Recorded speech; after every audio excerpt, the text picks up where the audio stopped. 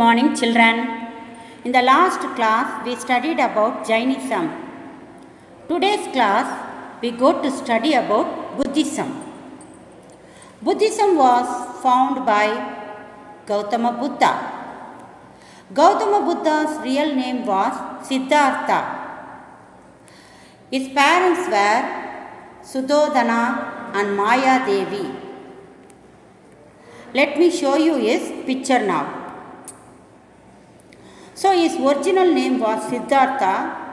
He born in Lumbini Garden in Nepal. His parents were Sudodana and Maya Devi. He died in which place you know? Kushinagar in Uttar Pradesh. Like Mahavira, Gautama Buddha was also a Kshatriya prince. He belonging to a king's family. He belonging to the ruling Sakya clan. Clan means king.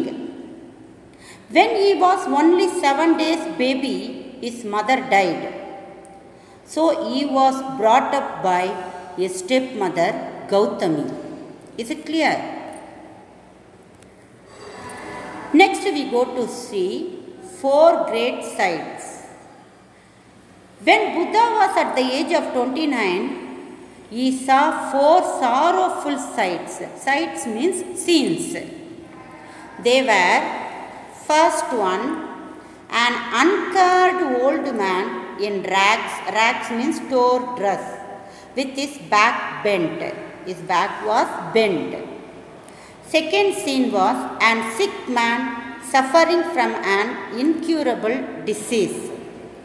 And the third scene was a man's corpse being carried to the burial ground by weeping relatives. Corpse means dead body. And the fourth scene, what did he see? You know, an ascetic. Ascetic means a saint. So all these 4 scenes made him very sad. Next we go to see enlightenment. When he saw these 4 scenes, he realized one thing. What that? He realized that the human life was full of misery and unhappiness. So at the age of 29, he left his palace. He came out from his palace and he became a hermit. He left all his rich life and he became a hermit. Hermit means he became a saint. He sacrificed 6 years of his life towards penance. Penance means one who punishing themselves. Here, how Gautama Buddha punished himself? He went for meditation continuously. How many years? 6 years. He sat under a pipal tree and he undertook a deep meditation near the place Gaya. On the 49th day of his meditation, he finally attained enlightenment. Enlightenment is some superior power, knowledge. From that moment onwards, he was called Buddha or the enlightened one. He was also known as Sakya Muni or sage of Sakya clan because he belongs to that Sakya clan kingdom. So that only. When he got enlightenment, he delivered his first sermon. Sermon means speech at the place in Sarnath. It is called Deer Park, which is near Banaras. This speech was called Dharmachakra Pravartana. Otherwise it is called turning of the wheel of law. Next is Buddha's 4 noble truths. He has given 4 noble truths. What are they? Let us see. The first one is our life is full of sorrow and misery. According to Buddha, human life is full of sorrow and misery. Desire is the cause of misery. What is desire? Our likes. We always say we want only. isn't it? So that is called desire. The desire only the cause of reason of all the miseries. Miseries means sorrows. So sorrows and sufferings can be removed by giving up one's desire. If you want there should be no sorrows or sufferings in your life means you have to give up your desires. Okay. Then the last point is the desire can be overcome by following the right path. If you want to live all your desire means you have to follow all the right path. It's called Noble Eightfold Path given by Buddha. Let us go to see them. The Eightfold Path of Buddha. What are they? Right view, right thought, right speech, right action, right livelihood, right effort, right knowledge, and right meditation. The teachings of Lord Buddha were very simple, and it was taught in the language which people use to communicate, so that people could understand very easily. So he was opposed to rituals and sacrifices. Buddha was opposed to what? Rituals. Rituals are grand ceremonies and sacrifices. All these he opposed. Next we go to study the teachings of Buddha. What Buddha teach? Buddha's teachings are referred to as Dhamma. It's all called what? Dhamma. Buddhism accepted the theory of karma. Karma means, according to Buddhism, what? That the quality of man's life depends on his deed. Deed means your good character. If you do good things, that will decide your karma. Okay. Buddha neither accepted nor denied the existence of God. According to Gautama Buddha, he did not say God is there, he did not say God is not there. Okay. But he believed in the laws of universe. Buddha asserted that attaining nirvana is the ultimate aim of life. It is the aim of life, attaining the nirvana. Buddha advocated ahimsa or non-violence. He accepted ahimsa or non-violence. It means what? We should not hurt any living things. Buddha had rejected the caste system. According to Buddha, there is no caste among the people. The wheel of life represents the Buddhist view of the world. Let us go to see the Buddhist Sangha next. Buddhist Sangha. Buddha laid foundation for a missionary organization called Sangha. He formed a Sangha. Sangha means what? Association. A group of people who propagate Buddha's speech among the people. They were all called bhikshus. Otherwise, they are called monks. These bhikshus led a life of austerity. Austerity means a saint life. They will not have any desire, any wishes in their life. Okay. Let us see one. Do you know now? Children, do you know what is Chaitya? Chaitya means a Buddhist shrine or a meditation hall. Viharas. Viharas are nothing but monasteries. Otherwise, it is called the living quarters for these monks. Stupas. Stupas are built over the remains of Buddha's body. They kept Buddha's body, dead body. Upon that, they built a pillar. That is called stupas. They are the monuments of memory of the great artistic value. Is it clear? Now let us go to see the division of Buddhism. There are two sects of Buddhism. What are they? Hinayana and Mahayana.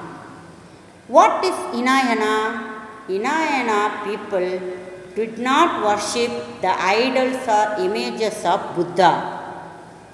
But the Mahayana people worshipped Buddha images. Hinayanas practiced austerity. Austerity means a very strict saint life. Mahayana observed elaborated rituals. The Hinayana people believed that salvation of the individual as its goal. Mahayana people believed that salvation of all beings as its objectives. Hinayana was in Prakrit language, whereas Mahayana was in Sanskrit language. Hinayana, also known as Theravada, Mahayana spread in Central Asia, Ceylon, Burma, Nepal, Tibet, China, Japan, where middle path was accepted. Is it clear? Next we go to see the similarities between Jainism and Buddhism. Let us go to see the causes for the spread of Buddhism before we go to see the similarities of Jainism and Buddhism. Okay. Now the causes for the spread of Buddhism. What are the reasons for the spread of Buddhism? Its simplicity of teachings of Buddha in local language.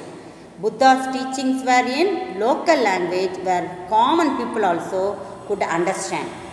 Then Buddhism rejected elaborate religious customs, whereas the practice of orthodox Vedic religion insisted on expensive rituals and sacrifices. So according to Buddhism, the very costly religious customs and all, they rejected. It's all very simple. So people could follow that easily. Buddha's emphasis was an observance of Dharma. Buddhist Sanghas played an important role in spreading the messages of Buddha. I already told Buddha started one organization. This organization, that is nothing but Sangha. The people, those who are in Sangha, is called bhikshus or monks. What is the important job of these monks? They have to spread this Buddha's speech among the people. Royal patronage under Ashoka, Kanishka and Harsha also helped the causes of Buddhism. The kings, who are all Ashoka, Kanishka and Harsha and all, helped to propagate this Buddha's speech among the people. It's also a cause of the development of Buddhism. Viharas or the Buddhist monasteries become great centers of education. One such center was Nalanda. When I say Nalanda, you could remember the name. What is that? Yuanzhuang. Yes, a famous visitor who came from Chinese. He studied in this university. The Nalanda University was before a Vihara, Buddha Vihara only. So it's all the causes of the spread of Buddhism. Now let us see the similarities between Jainism and Buddhism. The similarities, the same points, motives of Jainism and Buddhism. Both Mahavira and Buddha, they came from royal families. They both belong to royal families. But they lived their rich life and they become ascetic life. They followed ascetic life. Both of them denied the authority of Vedas. Both these, Jainism and Buddhism, denied the Vedas. They thought in the language of the common people. Their speech was in very simple language. Okay. And they admitted disciples from all the caste and from both the genders. The disciples, who are the disciples? The followers of Buddha and Mahavira. These disciples were admitted in Jainism and also in Buddhism. And also both the genders admitted. Whether they are men or women, they were admitted to follow them. They opposed blood sacrifices. Sacrifices means, you know, killing of animals. So they opposed. They believed in the doctrine of karma.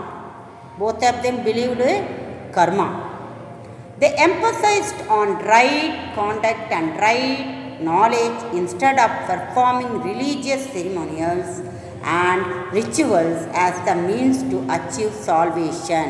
Instead of doing religious ceremonies and rituals, they say a man's good character will decide his later life. Okay. Now let us go to see the dissimilarities of both the religions. Dissimilarities are nothing but the differences between Jainism and Buddhism. Jainism followed extreme path. Buddhism followed middle path. Jainism remained in India only, but Buddhism spread across many parts of the world. Jainism does not believe in the existence of God, but it believes life in every living being. Buddhism emphasizes on Anatma, no eternal soul, and Anitya, it is impermanence. Next we go to study influence of Buddhism in Tamil Nadu. How Buddhism developed in Tamil Nadu. Buddhism spread to Tamil Nadu much later than Jainism only. First of all, what spreaded in Tamil Nadu? Jainism only. Thereafter, later only, Buddhism spread. Manimekalai, one of the epics of post-Sangam age, is a Buddhist literature only. Manimekalai is a Buddhist literature. There is an elaborate description about Kanchipuram in classical epic Manimekalai. Kanchipuram was a famous Buddhist center, you know children. From there only, Dinaga, the famous Buddhist logician, and Dharmapala, a great scholar of Nalanda University and all, born. Huang Zhuang, who visited Kanchipuram in the 7th century, noticed the presence of 100 feet stupa built by Ashoka there. You can see some of the Buddha statues pictures on the screen. The first one they found from Nagapattinam. The second statue found at Pallur near Kanchipuram. So these are all the evidences of influence of Buddhism in Tamil Nadu. There were 4 Buddhist councils conducted. Councils or meetings. The first one was conducted in Rajagriha. The second one was conducted in Vaishali. The third meeting was conducted in Pataliputra, and the fourth one was conducted in Kashmir. That's all in this lesson, children. Children, those who got textbook, please read the lesson so that only you can understand very well. If you get any doubt, you can call us and clarify your doubt. Is it okay, children? Thank you, children. Bye, children.